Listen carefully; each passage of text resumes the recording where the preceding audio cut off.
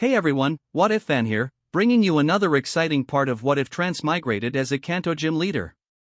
You can find the fanfic title and the original author's name on my Patreon page. Make sure to check it out and show them some love.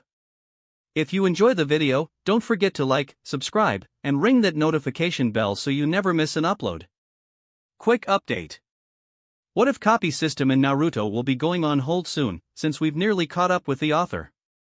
So now, I need your help picking the next project for the channel. I'm currently deciding between these three fanfics. What if Transmigrated in One Piece and becoming a Marine? What if Transmigrated as Minato Namikaze? What if Transmigrated into a nightmare mode Dragon Ball world? Please vote in the poll and let me know which story you'd like to see next. I'll take the top pick and start working on that series next. Also check out my Patreon channel for early releases of all the series, where you can find all the series released one day ahead of YouTube. Alright, let's jump into it. Chapter 256, I am the strongest man in Kanto. Viridian Gym, also known as Evergreen Gym. For a long time, it was considered the strongest gym in Kanto, led by Giovanni, known as Giovanni of the Earth. Giovanni held great prestige in Kanto and was regarded as one of the most outstanding gym leaders of his time. Dylan and Lily stepped into Viridian Gym, finding themselves in a vast, grandly designed hall. Straight ahead was a battlefield, built in a manner that perfectly suited Giovanni's expertise in ground-type Pokemon. Gym leader Dylan, welcome. I am Midori, secretary to Giovanni. He has been expecting you. A cool and elegant woman in business attire approached them, speaking in a calm and professional tone. Dylan glanced at Midori. He recognized her as a member of Team Rocket. Please, follow me. Midori gave a slight bow, gesturing for them to proceed. The three of them walked into Giovanni's private office inside Viridian Gym. There, seated on a leather sofa, was Giovanni, brewing tea in a composed manner. Dylan, it's been a while. Giovanni stood up, a subtle smile appearing on his sharp, slightly gaunt face as he extended his hand. It has been a while indeed, Giovanni. Quite the refined taste you have. Dylan shook Giovanni's hand, glancing at the tea kettle steaming gently on the table. This wasn't their first meeting, they had met once before at Sylph Company. Tea is not only a simple pleasure, but also a way to calm the mind and reflect on one's past actions. Giovanni gave a faint chuckle before gesturing toward the seats. Please, have a seat. Thank you. Dylan and Lily took their seats across from Giovanni. Recently, you have become quite the center of attention in Kanto, capturing multiple high-ranking Team Rocket members and making Rota Gym more renowned than ever. Midori poured tea for the three of them as Giovanni spoke in his deep, charismatic voice. A young hero indeed. At your age, I certainly wasn't as accomplished. Giovanni's deep eyes studied Dylan closely. If not for Dylan, Team Rocket wouldn't be in its current state. Many of its Kanto executives had been captured by Dylan. While people like Proton, Petrol, and Archer weren't the strongest, their absence had severely disrupted Team Rocket's operations. You overestimate me, Giovanni. I was just lucky. Dylan remained modest. You're too humble. Luck is nothing more than an excuse for those without talent. Giovanni took a sip of tea, smiling faintly. Whether it's an individual or an event, success is never dictated by luck alone, that is merely an excuse used by the incompetent. Dylan, you are exceptional, and that excellence is undeniable. Giovanni's evaluation of Dylan was incredibly high. He was one of the few people who truly understood Dylan's strength. And that's exactly why he sighed inwardly. As long as Dylan was around, Team Rocket's dreams of domination would be nearly impossible. No wonder people speak so highly of him. Lily had remained quietly listening, but she absorbed every word. She had to admit, from the moment they arrived, Giovanni's speech, demeanor, and presence had been truly captivating. It was no surprise that Viridian Gym had maintained such an outstanding reputation, even being ranked as the strongest gym in Kanto. Giovanni must be an immensely skilled trainer. Dylan, I have met many brilliant young trainers, even ones who left me in awe. Giovanni's piercing gaze locked onto Dylan. He had encountered all sorts of prodigies, people like Red and Blue, who he genuinely respected as monsters of talent. But even they were overshadowed by Dylan. Yet, next to you, they pale in comparison. This era belongs to you, Dylan.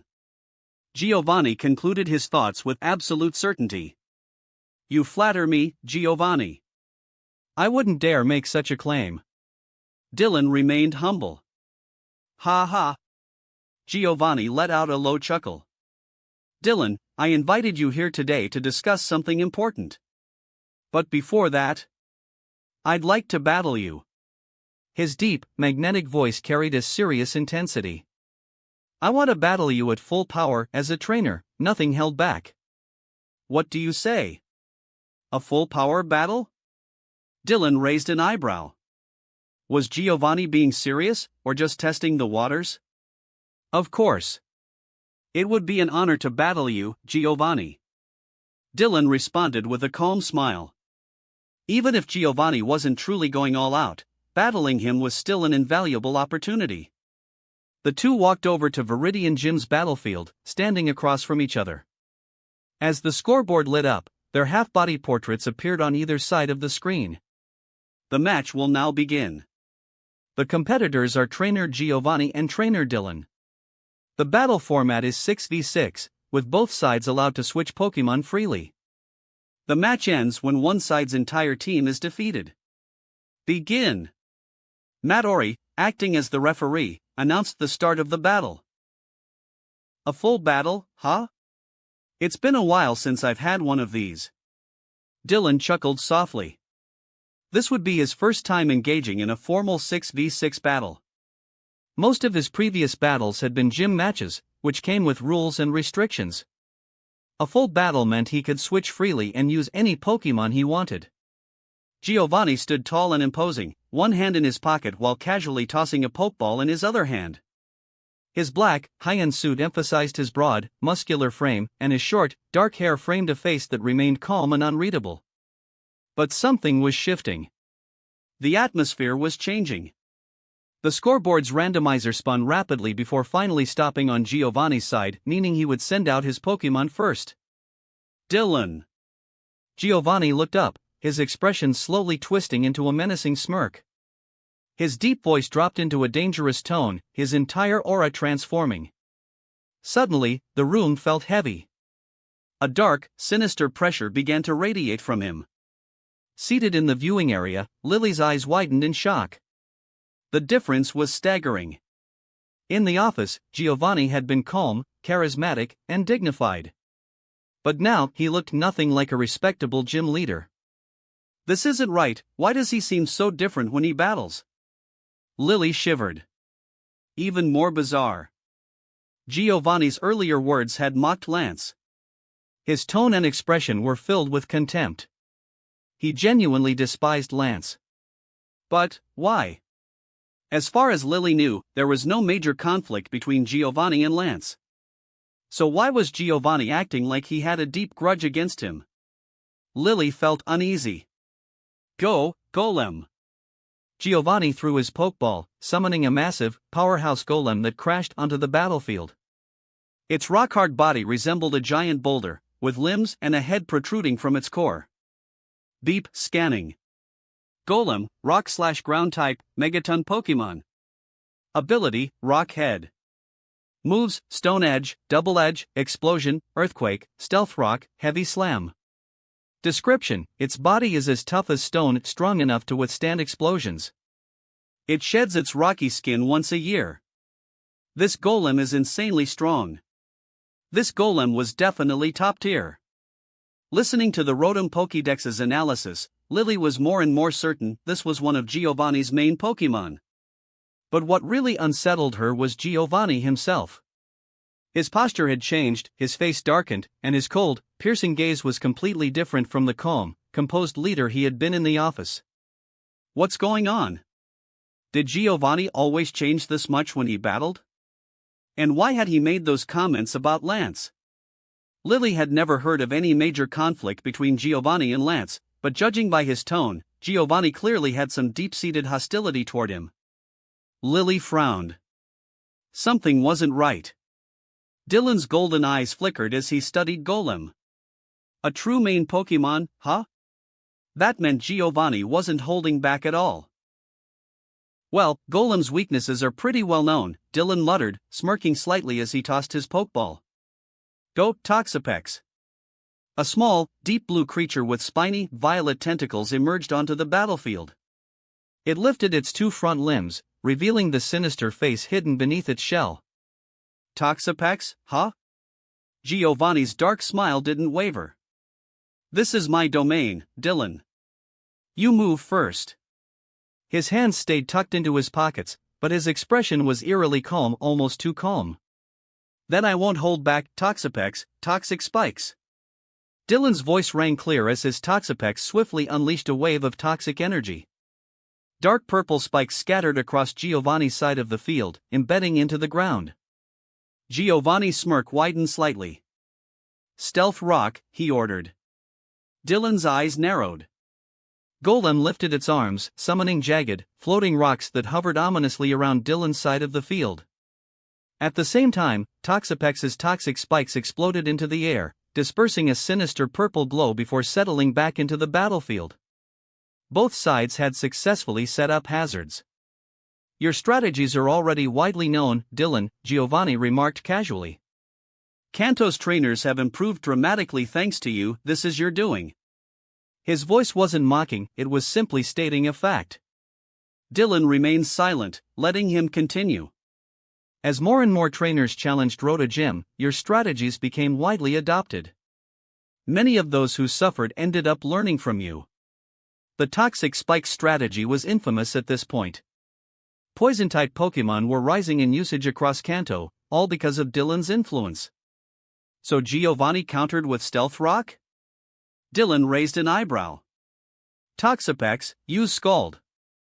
Toxapex extended its tentacles, shooting a boiling stream of water straight at Golem. Water-type, quadruple effective against rock/ground Pokemon. Even with Toxapex's mediocre special attack, this would be devastating. Roll out. Giovanni's low, confident voice came right on cue. Golem suddenly jerked sideways, rolling into a high-speed somersault, dodging the water blast at the last second. In midair, its head and limbs retracted, turning it into a giant boulder as it slammed into the ground, landing smoothly. Dylan narrowed his eyes. As soon as Golem landed, the toxic spikes activated, releasing a burst of poisonous energy. For a brief moment, Golem stiffened, a sign that it had been poisoned. But then it kept moving. Excellent endurance, Dylan thought. When poisoned, Pokemon typically flinched for a second, but Golem recovered almost instantly. That meant Giovanni had specifically trained it to resist the initial poison delay. And now, Golem was spinning toward Toxapex at full force. 10 meters. 5 meters. 3 meters. 1 meter. Baneful bunker. Dylan's voice rang out. Earthquake, Giovanni countered. Toxapex's defensive barrier expanded, glowing dark purple, shielding itself completely. But right before Golem made contact, it suddenly flipped backward, its massive body crashing into the ground. And then a shockwave erupted across the battlefield. Earthquake! The powerful tremors shook the entire gym, sending waves of force toward Toxapex's barrier. But Baneful Bunker held firm, negating the damage. Dylan's eyes narrowed slightly. This wasn't just random movement, Giovanni had baited him. He made it look like Golem would directly attack, but instead, it had feigned an approach and immediately counterattacked. Dylan exhaled softly. Not bad. He was right, this wasn't the first time Giovanni had pulled off this trick. There was no way Golem could flip backward so precisely in such a short window unless it had practiced countless times. If Dylan had ordered an attack instead of Baneful Bunker, Toxapex would have taken the full brunt of Earthquake. Giovanni was as cunning as ever. TCH, this won't be easy. Dylan smirked, eyes gleaming with excitement. Giovanni simply chuckled. Did you think defeating my Golem would be simple? His deep voice carried amusement. If it was that easy, I wouldn't be the strongest man in Kanto. He tilted his head slightly, his smirk widening. This battle isn't just about winning, Dylan. His dark gaze bore into Dylan's. I want to see if you're worthy of standing at the very top. So don't disappoint me. Chapter 257, Excuse me? Dylan carefully analyzed his next move. Toxapex was a defensive counterattacker, which meant if Giovanni refused to engage directly, things could get tricky. Stone Edge. Giovanni gave the command. Golem let out a deep growl, forming sharp, jagged stones in front of itself. Scald. Dylan didn't hesitate. Toxapex raised its tentacle-like arms, gathering blue energy, a powerful water-type attack. Dodge. Giovanni's deep eyes flickered slightly. He didn't even need to think about it, he knew Dylan wasn't going to simply trade blows. Instead, Dylan would aim to misalign the attack trajectories, attempting a damage trade. Golem was a high-attack Pokemon, while Toxapex couldn't afford a direct hit. Even though water types countered rock, a stone edge from Golem would absolutely smash through Scald. Dylan was clearly aiming to stagger the attacks, taking some damage while ensuring Golem suffered far more due to its quadruple water weakness. Golem aborted its stone edge attack, shifting its body to dodge the incoming Scald.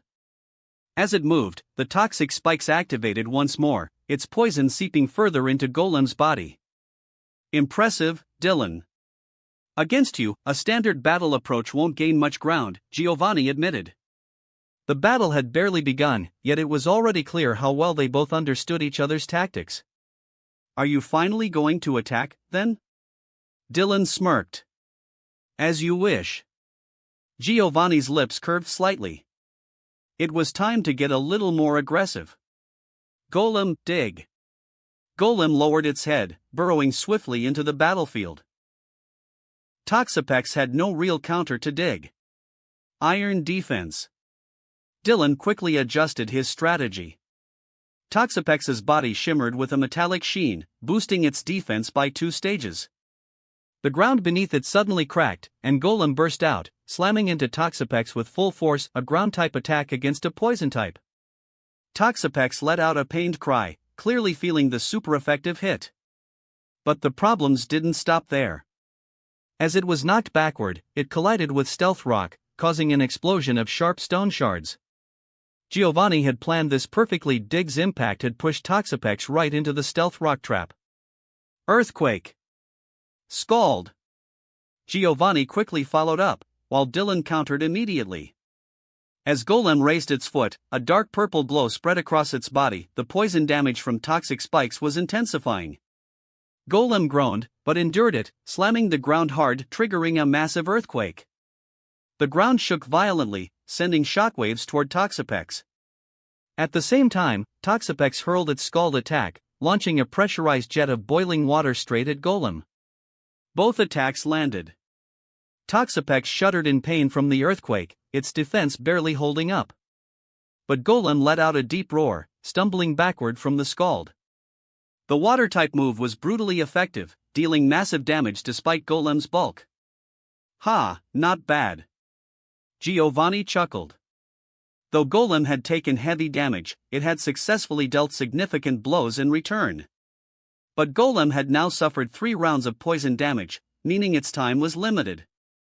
This is insane. Lily watched in awe from the stands. She knew Toxapex was one of Dylan's strongest defensive Pokemon, and yet, Giovanni's Golem was still forcing such an intense battle. Dig again. Giovanni opted for a repeat strategy. Dig was incredibly effective against Pokemon that lacked earthquake resistance. Come back, Toxapex. Dylan swiftly returned his Pokemon. There was no point staying in a battle where he had no good counterplay. He grabbed a different Pokeball. Salamence, let's go. A massive, winged dragon burst onto the battlefield, its wings stretching wide as it let out a mighty roar. The moment it emerged, a Stealth Rock shard detonated, striking Salamence head-on. Super effective. Flying types were weak to rock, and Salamence winced from the impact. But now Golem's dig attack had nowhere to land. With Salamence airborne, Golem had no choice but to surface back up.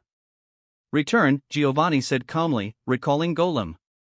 Fighting as Salamence in the air was a losing battle for Golem, especially when Salamence had water-type attacks.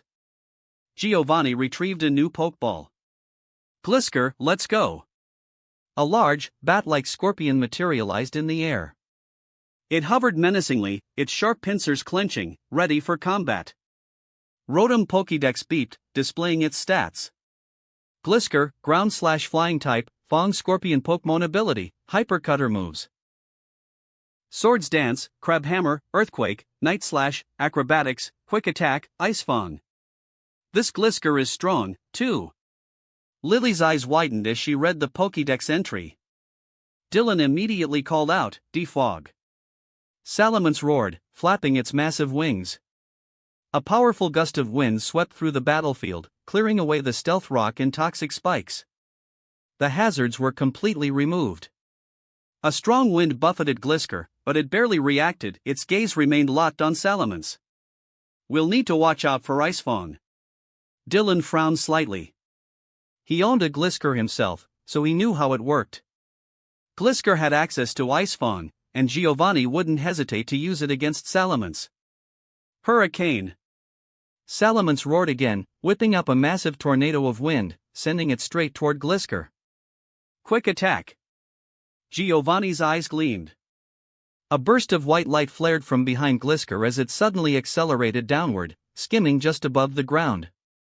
With its quick attack boost, Glisker dodged the hurricane by mere inches before swiftly soaring back up.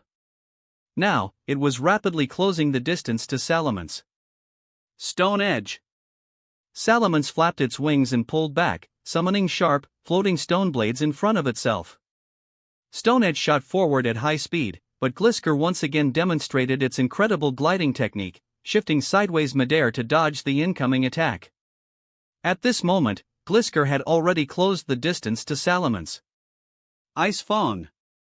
Glisker bared its fangs, an eerie frosty mist spilling from its mouth as it lunged at Salamence. An Ice-type move, quadruple effective. Giovanni, I know Salamence is 4x weak to ice, but you do realize that Glisker's raw power is nowhere near Salamence, right? Dylan smirked. Salamence, Dragon Rush. Salamence fully spread its crimson wings, its body engulfed in pure, violent draconic energy. A dark, dragon-shaped aura roared around it, exuding a terrifying killing intent. Dragon Rush. Giovanni's sharp eyes flickered for a moment. This battle aura-infused Dragon Rush was extraordinary. Salamence crashed head-on into Glisker, a thunderous explosion rippling through the battlefield. Glisker's Ice Fang had no chance. Salamence overpowered it completely and drove its body downward at terrifying speed. Glisker simply wasn't strong enough to match Salamence's raw force. With another earth-shaking impact, Dragon Rush slammed Glisker into the battlefield. The ground cracked and shattered, deep fissures splitting across the floor.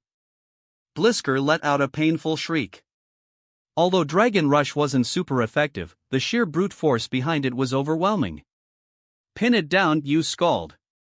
Dylan didn't hesitate to follow up. Salamence stomped down heavily on Glisker's chest, preventing it from escaping. A bright blue blow gathered in its mouth. Glisker struggled violently, but Salamence's physical power was too immense. It can't even bite back now. Lily's eyes widened in realization. Salamence had pinned Glisker's chest, meaning no matter how much Glisker struggled, it physically couldn't reach Salamence to bite it. Midori glanced at Lily before shifting her gaze back to the battlefield, her brows furrowing slightly. She hadn't expected Giovanni to be on the back foot this early. This Dylan, he was this strong? Giovanni's expression remained unreadable, his dark eyes staring ahead. Salamence's scald attack blasted downward, drenching Glisker in scalding hot water. Glisker shrieked in agony, the steam rising from its body as the attack burned into its exoskeleton. Use Toxic. Giovanni's voice was low and cold. Dylan's brow arched slightly, his gaze locking onto Glisker's long, segmented tail. Despite the searing pain of scald, Glisker's tail still moved, shimmering with an ominous purple glow. A split second later, the poison stinger plunged into Salamence's abdomen. Toxic. Dark purple toxins spread instantly, poison seeping through Salamence's body. A sinister energy flashed across Salamence's scales, the first signs of toxic poisoning appearing. Salamence roared in pain, staggering backward and flapping its wings to retreat. It was badly poisoned. Scald. Dylan reacted instantly. Salamence, ignoring the pain, charged up another powerful water jet and fired it straight at Glisker. Quick attack. Giovanni's cold smirk sent a chill down Dylan's spine. Glisker forced itself forward, moving at blinding speed, narrowly dodging the scald before taking to the skies once more. Salamence and Glisker once again faced off in midair. But now, their conditions were vastly different. Glisker was heavily injured, clearly weakened from Dragon Rush and Scald. But Salamence was now poisoned, and not just regular poison, but toxic poison. Toxic damage escalated over time, meaning Salamence was now racing against the clock. So, you planned this from the start, Giovanni? Dylan loosened his collar slightly, his eyes narrowing. I honestly didn't expect you to use toxic. Giovanni was supposed to be a ground-type specialist, yet he had just landed a critical hit with a status move? Dylan had overestimated Giovanni's sense of fair play. He knew Giovanni was ruthless in underground battles, but this was supposed to be a formal match. Ground-type moves don't work against Salamence. Naturally, I had to come up with other solutions, Giovanni replied with an almost bored tone. And honestly? I learned this from watching you, Dylan.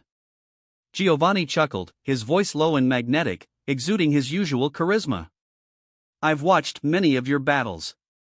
They were insightful. Dylan, your Salamence is a powerhouse, no doubt about it. If I fought you head-on, I'd need to waste too much effort. However, no matter how strong the opponent is, once they're hit by toxic, their fate is sealed. Giovanni's hands remained tucked in his pockets, his gaze dark and calculating. After all, wasn't it you who said that once a Pokemon is badly poisoned, it's nothing more than a candle flickering in the wind?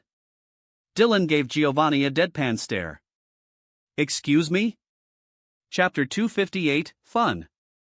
No matter how strong an opponent is, once they're poisoned by toxic, they become nothing more than a flickering candle in the wind. That was something Dylan had said himself in the past. But he never expected someone to throw it back at him like this. And of all people, it had to be Giovanni. Well, it made some sense. Giovanni's ace Pokemon included Beedrill, which was poison type. But still, something about this felt off. You seem troubled, Giovanni noted, catching Dylan's expression. His smirk deepened. You're not wrong, but, Giovanni, your Glisker has to survive long enough to see my Salamence fall first, Dylan grinned. Salamence, fire spin. Dylan's voice rang out. With toxic taking effect, there was no time to waste. Salamence let out a thunderous roar, a massive vortex of fire spiraling from its mouth, surging toward Glisker. Quick attack. Giovanni reacted immediately. A burst of white energy flared from Glisker's body as it accelerated, narrowly avoiding the fiery tornado. If you think you can run forever, heat wave. Salamence flapped its wings hard, summoning a blazing red wind that spread across the battlefield. This time, the area of effect was much larger than fire spin. Glisker. Giovanni's voice was low. Glisker dove downward, attempting to escape the searing gusts while also closing the gap between itself and Salamence. Salamence hovered in place, heat wave still raging. Then, a dark purple glow flashed across its body. Toxic's second wave of damage had kicked in. Salamence winced, its wings faltering for just a second. That moment was all Glisker needed. Quick attack. Glisker accelerated, slamming into Salamence's side. Salamence grunted, then furiously roared in retaliation. Scald. Dylan countered instantly. If Glisker wanted to fight up close, then so be it. A bright blue glow surged in Salamence's mouth. Protect. A green energy shield materialized just in time, blocking the powerful water blast. Salamence's fierce eyes locked onto the shimmering barrier, waiting for it to fade. The moment the shield dispersed. Dragon Claw. Acrobatics. Salamence's sharp claws tore through the air, while Glisker spun midair, its bat-like wings slicing downward. The two Pokemon clashed fiercely, neither willing to back down. But then, a third wave of toxic poison pulsed through Salamence's body. Salamence stiffened in pain, its attack faltering.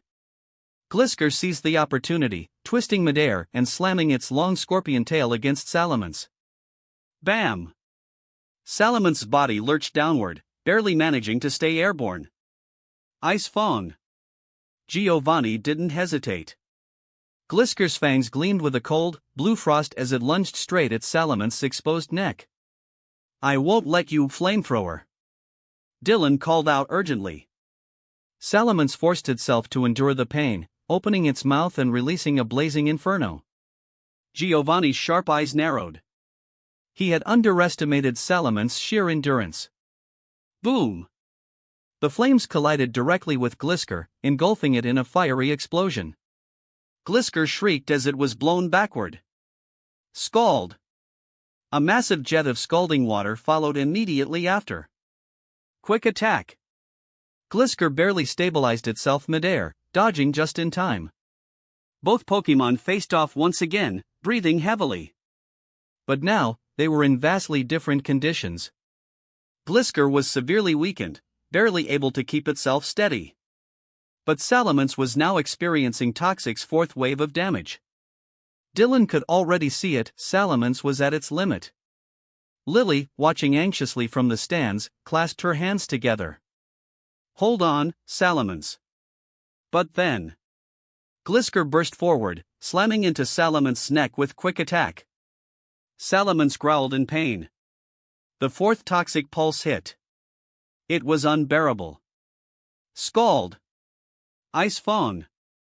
Dylan and Giovanni commanded simultaneously. Salamence launched one final scald, its body shaking from the poison. At the same time, Glisker sank its frozen fangs into Salamence's neck, an icy mist spreading instantly. The two Pokémon crashed to the ground simultaneously. Thud! A heavy silence filled the gym. Matori walked forward, adjusting her glasses. Salamence and Glisker are both unable to battle. She paused for a moment, then glanced sideways at Dylan. This guy is seriously strong. She had heard plenty of rumors about Rotojim and Dylan, especially since he was responsible for taking down so many Team Rocket officers. But she never expected him to be able to go toe-to-toe with Giovanni. They actually tied. Lily pursed her lips. Her gaze shifted toward Giovanni. She had always heard he was the strongest gym leader in Kanto, but this level of skill was something else. Her brother, Dylan, had easily defeated Wallace, the Hoenn champion. But here, against Giovanni, he was locked in an all-out battle. And his Salamence was even stronger than the Pokémon he used against Wallace. Which meant, would Giovanni be able to completely destroy Wallace? Lily frowned slightly. How many Wallaces would it take to match one Giovanni? If Giovanni could battle Dylan this evenly, and considering Dylan had easily swept Wallace, then... Lily's eyes widened as she did the math. Would that mean Giovanni was as strong as 5 Wallaces? Her mind reeled at the thought. If that logic was correct, then Giovanni wasn't just a gym leader, he was a champion-level powerhouse. And there was no flaw in that reasoning. Across the battlefield, Giovanni recalled his fainted Glisker, staring at the Pokeball for a long moment. His expression remained unreadable. Was he thinking about something? It seems I underestimated you, Dylan. After a long silence, Giovanni let out a chuckle, lifting his head to meet Dylan's gaze. Shouldn't I be saying that to you? Dylan smirked. Giovanni, with this level of strength, are you really just a gym leader? Dylan tilted his head slightly, studying the man in the black, custom-tailored suit standing across from him. Even if Dylan didn't already know Giovanni's true identity from past events, his sheer battle presence was enough to make anyone question who he really was. Dylan's Salamence was one of his top-tier Pokémon, ranked just below his legendary tier team. And yet, it had just fainted in a close fight. I've told you before, I am the strongest man in Kanto. Giovanni, still with one hand in his pocket, let out a quiet laugh before retrieving his third Pokeball. As for everything else, let's finish this battle first, shall we? Of course. Dylan nodded, locking eyes with Giovanni before tossing his next Pokeball. In a flash of white light, a massive, armored Pokémon slammed onto the battlefield, letting out a deep, rumbling growl. Rhyperior. Across from it, a sleek, feline Pokemon gracefully straightened its posture, raising its arms with a sense of elegant arrogance. Its gem-like eyes glinted proudly. Neoscarata. TCH, lucky draw, huh? Dylan clicked his tongue.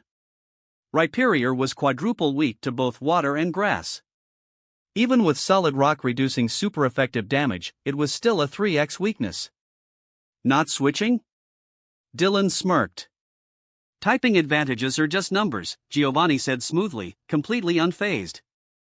Ground-type gym leaders had spent their whole careers fighting against type disadvantages. This was nothing new. Dylan narrowed his eyes. Not bad, Giovanni. Not bad at all. Dig. Giovanni wasted no time. Rhyperior lowered its head, burrowing into the battlefield with impressive speed. With its naturally slow movement, it wouldn't be able to catch Neoscarata normally, but Dig allowed it to close the distance from underground. Sucker punch. Neoscarata's eyes flashed darkly, and in an instant, its green, nimble body lunged forward, vanishing into a shadowy blur. A priority move, sucker punch. But Rhyperior was already underground. Before Neoscarata could land the hit, its target had disappeared. Fast. Dylan's brows lifted slightly. For such a massive Pokemon, that dig execution was incredibly practiced. Even Neoscarata's speed-based sucker punch couldn't catch it in time. Neoscarata, stay alert. Meow. The feline Pokemon stood motionless, ears twitching, emerald eyes narrowing as it scanned the ground. Then, the earth shifted slightly beneath its feet. Instantly, Neoscarata flipped backward, leaping away. But that was a feint. Dylan's eyes narrowed. The real dig strike was waiting just behind the landing spot. Arm thrust. The ground exploded open, and Rhyperior burst upward, aiming a crushing double-fisted strike at the airborne Neoscarata. Energy ball. Neoscarata twisted midair, stretching out a paw as a glowing green sphere materialized in its palm. At point-blank range, the energy ball shot forward. Boom! The two attacks collided, but Rhyperior's sheer power crushed through energy ball, its fists slamming into Neoscarata's body. The feline Pokemon let out a pained cry, its light frame sent flying. But mid-fall, it gracefully twisted its body, landing on one hand and sliding backward, regaining balance. Neoscarata's gem-like eyes burned with cold determination as it locked onto Rhyperior. It had taken the hit, but it wasn't down yet. Dylan rubbed his chin.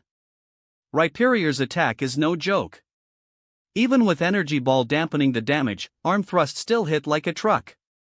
This Rhyperior was clearly one of Giovanni's top-tier powerhouses, which made this battle even more exciting. Dylan licked his lips slightly. This was fun. Chapter 259, Bug. On the battlefield, Neoscarata and Rhyperior faced off. Earthquake. Giovanni wasted no time. Rhyperior lifted its massive, wrecking ball-like tail and slammed it into the ground with full force. Boom! A devastating shockwave of raw seismic energy erupted from the battlefield, rippling toward Neoscarata. Exchange damage? No, something's off. Dylan narrowed his eyes. Neoscarata had resistance to earthquake, but its grass-type attacks dealt massive damage to Rhyperior. Logically, Dylan could have just ordered a grass move, taking earthquake in exchange for a finishing blow. But Giovanni wasn't the type to ignore something that obvious. Something wasn't right. Sucker punch. Neoscarata's eyes gleamed darkly, and in a flash, it dashed toward Rhyperior like a shadowy blur. As the earthquake waves crashed through the battlefield, Neoscarata leaped into the air, dodging the impact zone. Giovanni frowned slightly, a missed opportunity. If Dylan had gone for a direct attack, he could have baited him into a trap, using Dig to escape and get a free hit. Rhyperior was a master of underground combat. Its dig execution was extremely fast. But now that the moment was lost. Bam! Neoscarata's sucker punch slammed into Rhyperior's forehead, but the massive Pokemon barely staggered an inch. As expected, its monstrous defense made direct attacks almost useless.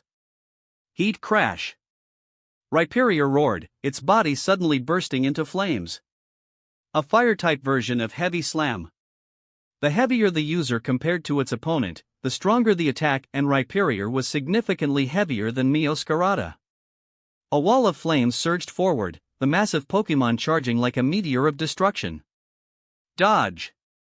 Meowscarada effortlessly twisted its body, sidestepping the attack with fluid elegance. It was far too agile for a lumbering tank like Rhyperior. Giovanni wasn't surprised. It was worth trying, but Meowscarada's speed was simply too overwhelming. Energy Ball. Meowscarada immediately countered, summoning a pulsating green orb of energy and launching it at point-blank range. Boom! The energy ball exploded against Rhyperior's back, causing the massive Pokémon to stagger and growl in pain. Dylan narrowed his eyes. That reaction. This Rhyperior had Solid Rock, a passive ability that reduced super effective damage.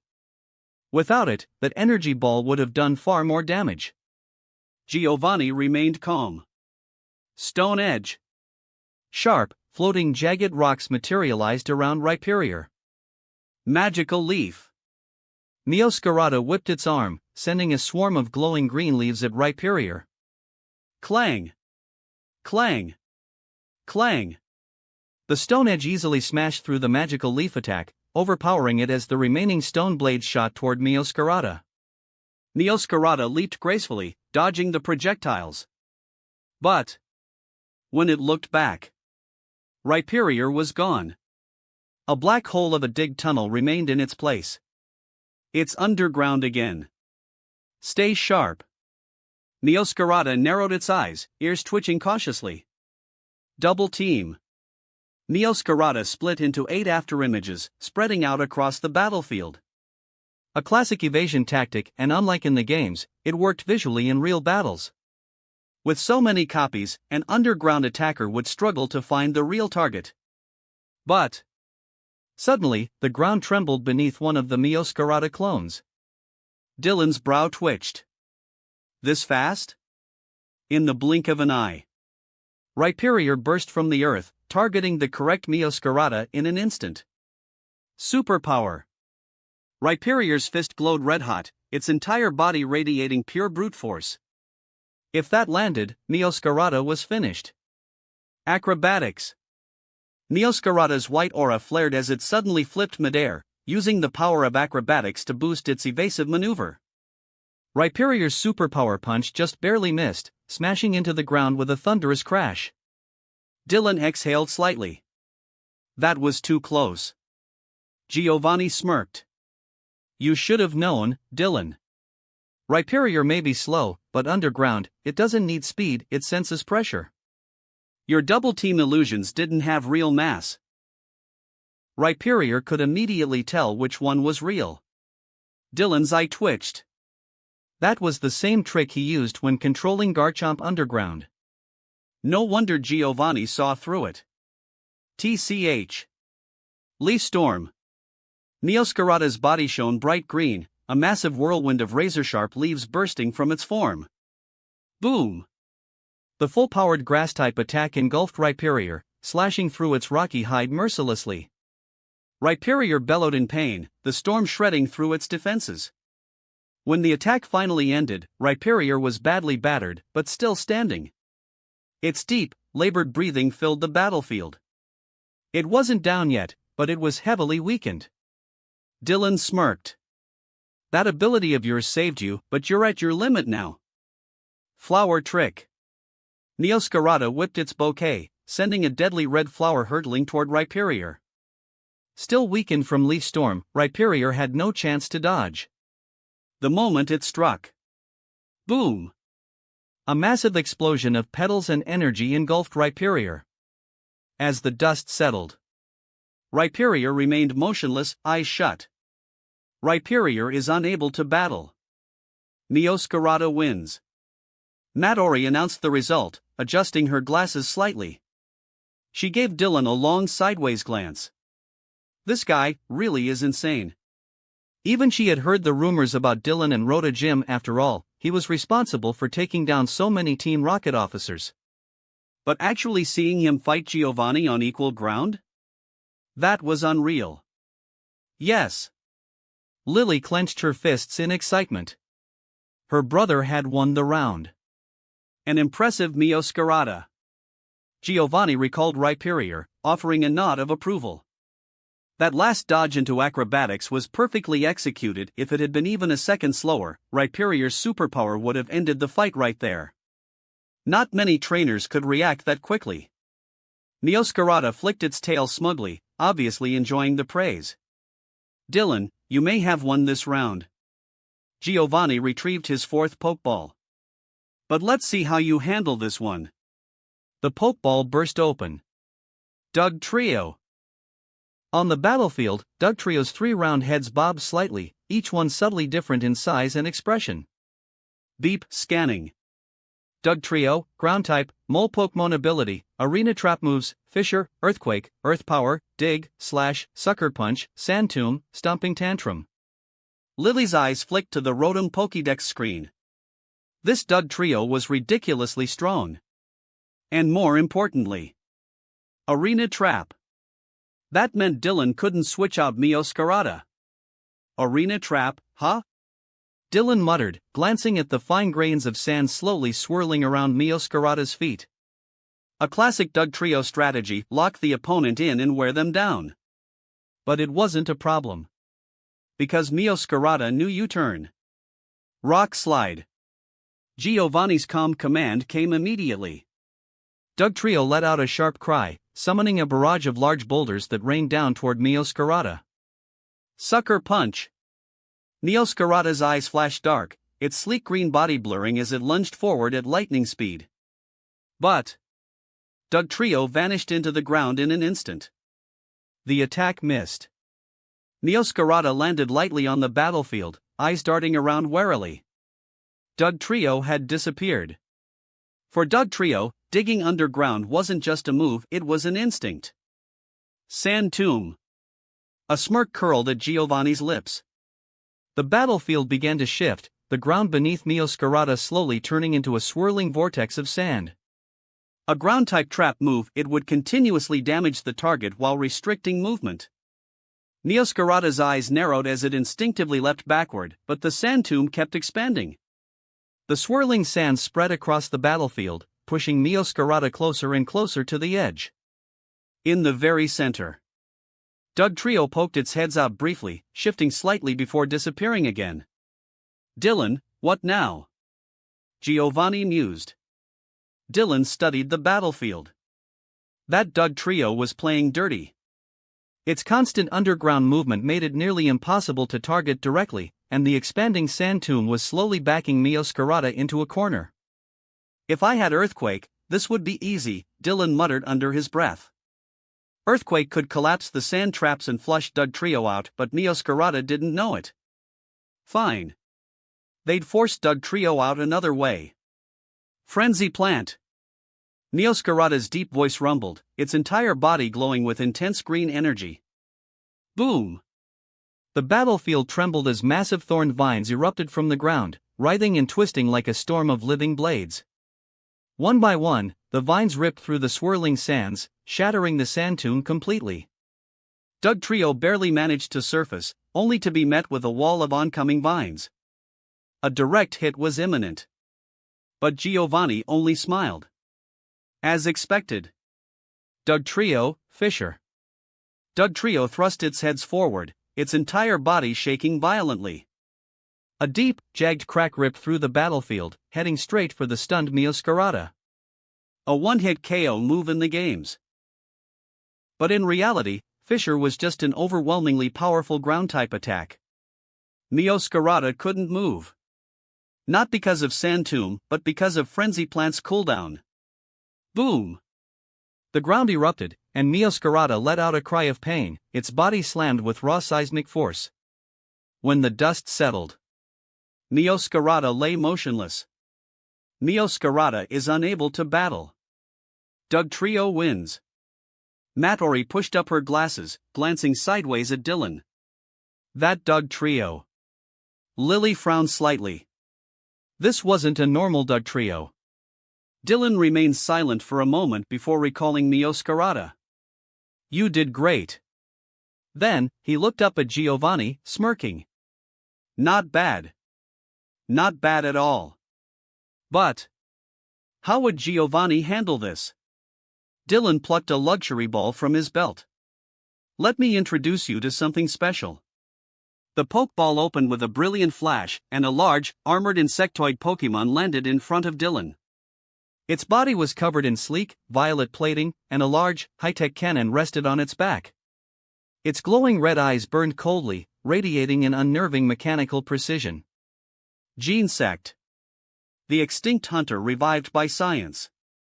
One of the Genesect that Kores had given him, not the prototype, but still one of Dylan's most powerful Pokemon. Beep, scanning. Genesect, Bug/Steel type, Ancient Pokemon ability, download moves, Technoblast, Water Drive, Lock-On, Zap Cannon, Simple Beam, X-Scissor, Iron Head. Description: feared as the strongest hunter of the ancient world, Genesect ruled the planet 300 million years ago before its kind went extinct. It has since been revived and modified by Team Plasma. Genesect? Giovanni's eyes narrowed slightly. He had never seen this Pokemon before. That's right, Genesect. Dylan's smile widened. It also has another name. Giovanni watched as the mechanical predator adjusted its stance, its cannon humming to life. Dylan's voice was casual, but carried a hint of amusement. The Doomsday Bug. Chapter 260, Something's Off with Him. Doomsday Bug? Giovanni's eyes narrowed slightly at the name. Just from the sound of it, he knew this wasn't an ordinary Pokemon. So, Giovanni, you'd better be careful, Dylan said with a casual grin. Genesect is a mythical Pokemon, bug and steel type. He dropped that information deliberately. He didn't believe in taking advantage of an information gap that wasn't his style. Mythical Pokemon, huh? Giovanni nodded slowly. A legendary tier Pokemon, and bug steel at that, a near-perfect type combination with no weaknesses except fire. This was going to be tricky. Sand Tomb. Dugtrio's three heads trembled, and the ground beneath Genesect began swirling like quicksand. Genesect. Genesect's red eyes flickered eerily, scanning Dugtrio's movements. Download activated. Genesect's attack increased. Because Dugtrio's defense was lower than its special defense, download automatically boosted Genesect's physical power.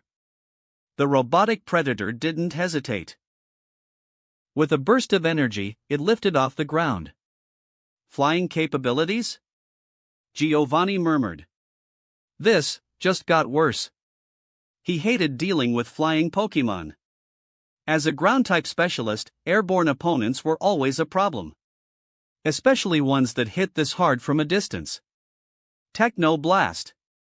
Genesect's cannon hummed to life, blue energy gathering rapidly. A highly concentrated water-based beam erupted from its cannon, hurtling straight at Dugtrio. Giovanni's response was immediate. Dugtrio, dig. Dugtrio vanished underground, barely dodging the blast. Boom! The battlefield shook violently, water exploding across the field, completely washing away the sand tomb trap. Giovanni frowned slightly. That wasn't a normal water-type move. Genesect's Techno Blast packed serious power. As the battlefield settled, Dugtrio poked its heads up from underground, cautiously surveying the situation. Return, Giovanni said, recalling Dugtrio. No point forcing a losing fight. Dugtrio had no effective way to counter a flying, long-range attacker like Genesect. Not bad, Giovanni admitted. I expected no less from a mythical Pokemon. So, how will you deal with it, Giovanni? Dylan asked, eyes flashing with curiosity. What would Giovanni send out next? Nidoking? That was possible. Giovanni was known for using Nidoking and Nidoqueen as his powerhouses. But Giovanni suddenly chuckled. Dylan, did you know? His gaze turned nostalgic, fingers idly spinning his next Pokeball. I was born in Viridian Forest, just like you. Dylan's smirk faded slightly. But Lily's reaction was far more extreme, her eyes widened in shock. Because she saw it. The faint green glow on Giovanni's hand.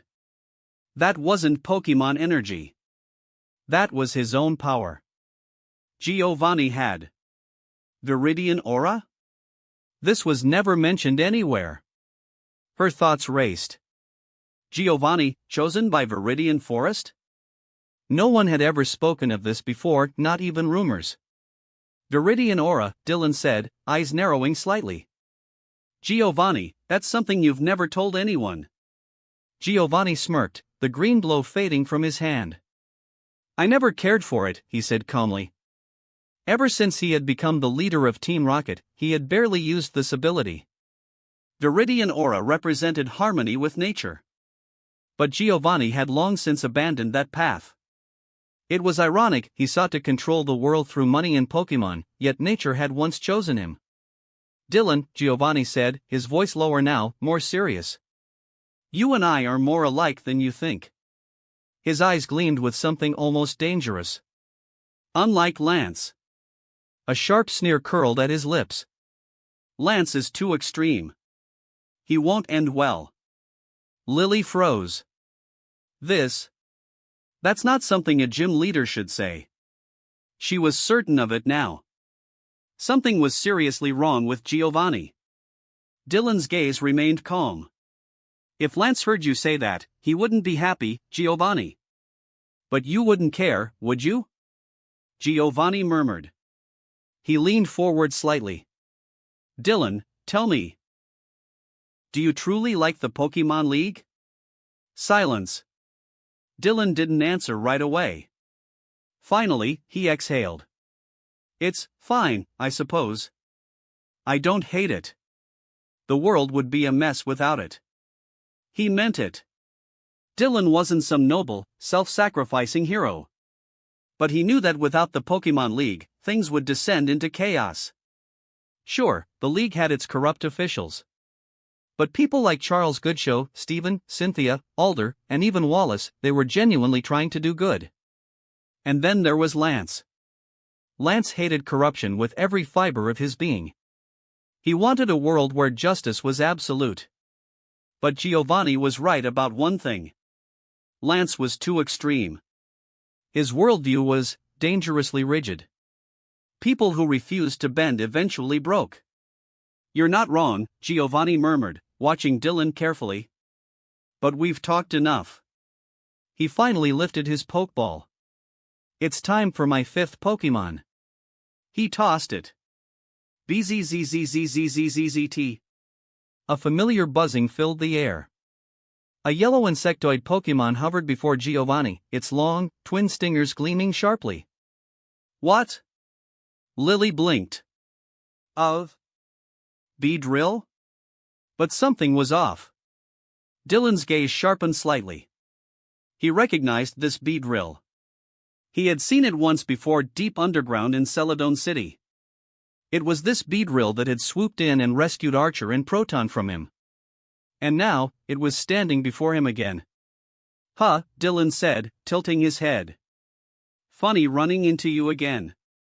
Giovanni smiled faintly. Shall we finish this battle first? Dylan chuckled. Sure. This was my first Pokemon. Back then, I was still young when I encountered it as a Weedle in Viridian Forest. Giovanni spoke slowly. Every trainer tends to have a special attachment to their first Pokemon, and he was no exception. All these years, it has remained my most loyal and powerful partner. Dylan, its strength is beyond comparison to the Golem and the others I used earlier. Beedrill's wings vibrated gently, its red eyes locking onto Genesect. So, Giovanni, you were once a bug catcher too?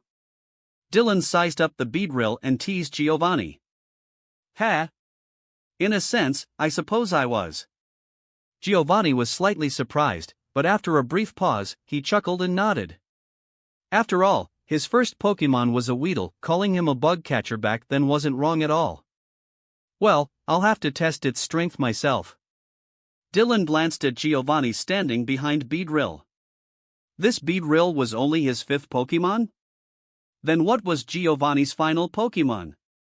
Or had he sent out his ace Beedrill early just to counter Genesect? But Dylan felt that wasn't the case. Judging by Giovanni's approach today, he was clearly here to settle things with him. Giovanni's final Pokemon seemed obvious now. This was getting interesting. Gene Sect, Flamethrower. Dylan's eyes lit up with excitement. This was Giovanni's ace, Beedrill. He knew that if he used Reshiram, he could defeat Giovanni. But he also believed that even without Necrozma or any legendary Pokemon, he still wouldn't lose. After all, he was practically cheating. Genesect let out a low hum, and a scorching flame shot toward Beedrill. Poison Jab. Giovanni gave his command calmly. Beedrill raised its right lance, a deep purple glow illuminating its tip. As the flames approached, Beedrill thrust its arm forward, executing a precise and deadly poison jab. Bang! The flamethrower stalled for a moment before shattering into pieces, completely neutralized by poison jab. Beedrill's execution was swift, precise, and ruthless. Ha! Lily was stunned. What was with this Beedrill? That was a flamethrower from Genesect. The power gap didn't make any sense. Brick break! Giovanni's lips curled into a sinister grin. Beedrill's wings fluttered rapidly as it charged at Genesect at high speed. Zen headbutt. Dylan reacted immediately. This Beedrill's strength was insane. It wasn't just a matter of high level. Compared to a regular Beedrill, Giovanni's was on a whole different tier. It made sense, this was the Pokemon Giovanni had raised since childhood. He had poured his heart and soul into it. Genesect showed no fear as it met Beedrill head-on, a colorful aura forming around its head. A psychic-type Zen headbutt. But Beedrill had no intention of dodging. It raised its right arm and swung down hard. A fighting-type brick break. Boom! The two moves clashed violently, sending a tangible shockwave rippling outward from the point of impact. What incredible power! Seeing that Beedrill hadn't immediately overpowered Genesect, Giovanni narrowed his eyes slightly. But Beedrill has two arms. Beedrill raised its left lance and swung it heavily at Genesect. Dodge! Genesect abandoned the struggle and quickly retreated to evade the strike. Thunderbolt! Dylan immediately countered, certain that Beedrill would pursue.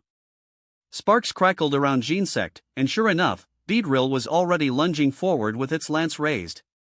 Pursuit!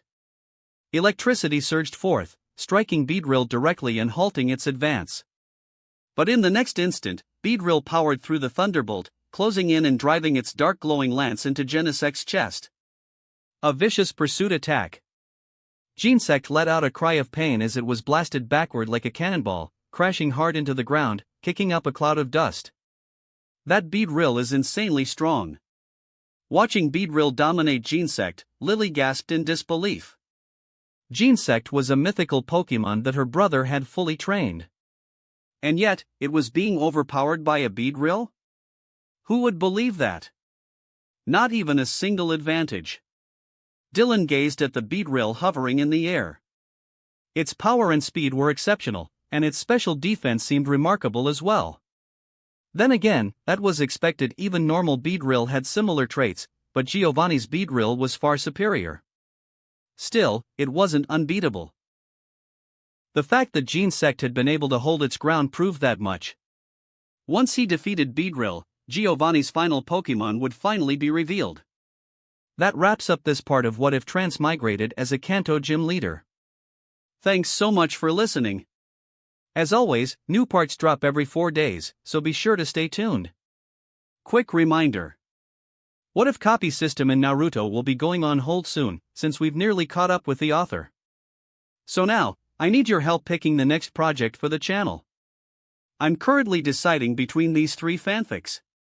What if Transmigrated in One Piece and becoming a Marine? What if Transmigrated as Minato Namikaze? What if Transmigrated into a nightmare mode Dragon Ball world? Please vote in the poll and let me know which story you'd like to see next. I'll take the top pick and start working on that series next. Also check out my Patreon channel for early releases of all the series, where you can find all the series released one day ahead of YouTube. If you enjoyed the video, don't forget to like, subscribe, share it with your friends, and please consider supporting the original author as well. See you in the next one.